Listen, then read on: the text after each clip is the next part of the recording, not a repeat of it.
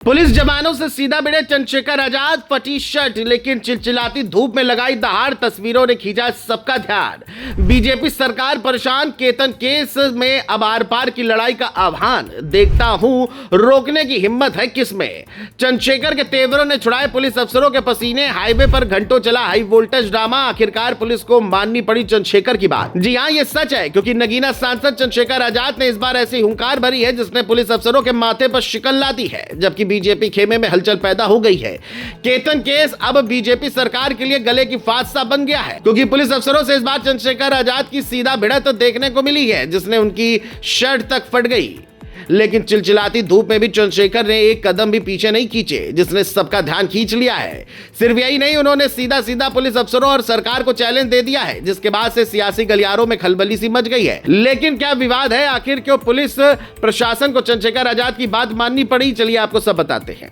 दरअसल उत्तराखंड के हरिद्वार में उस वक्त माहौल पूरी तरह गर्मा गया जब नगीना सांसद चंद्रशेखर आजाद और खानपुर विधायक उमेश कुमार टिहरी के केतन केस के विरोध में कूच करने निकले। शंकराचार्य चौक पर भारी पुलिस बल, आरएएफ और सीआरपीएफ पहले से तैनात थी। जैसे ही दोनों नेताओं का काफिला आगे बढ़ा, पुलिस ने उन्हें रोक लिया।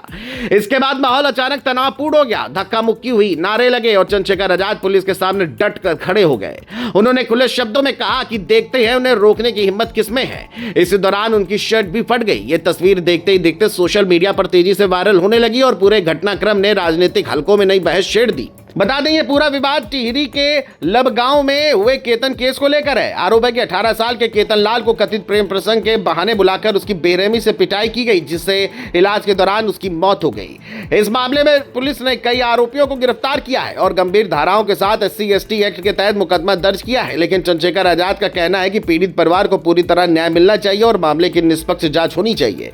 इसी मांग को लेकर वे टिहरी जाना चाहते थे। वहीं पुलिस द्वारा रोके जाने के बाद चंद्रशेखर आजाद ने आरोप लगाया कि उनके साथ धक्का मुक्की की गई और उनकी शर्ट तक फट गई। दूसरी ओर पुलिस अधिकारियों का कहना है कि कानून व्यवस्था बनाए रखने के लिए उन्हें रोका गया था और बातचीत के जरिए स्थिति को संभालने की कोशिश की गई।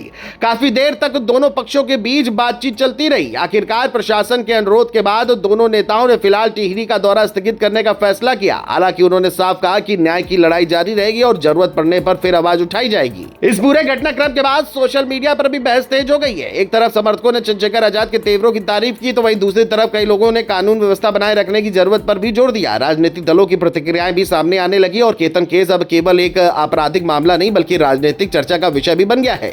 प्रशासन लगातार ये कह रहा है कि मामले की जांच निष्पक्ष तरीके से की जा रही है और सभी दोषियों के खिलाफ कानूनी कार्रवाई होगी। अब निगाहें इस बात पर है कि केतन केस की जांच आगे किस दिशा में बढ़ती है और क्या पीड़ित परिवार की सभी मांगे पूरी होती हैं। साथ ही ये भी देखना होगा कि चंद्रशेखर आजाद और अन्य विपक्षी नेता इस मुद्दे को आगे किस तरह उठाते हैं।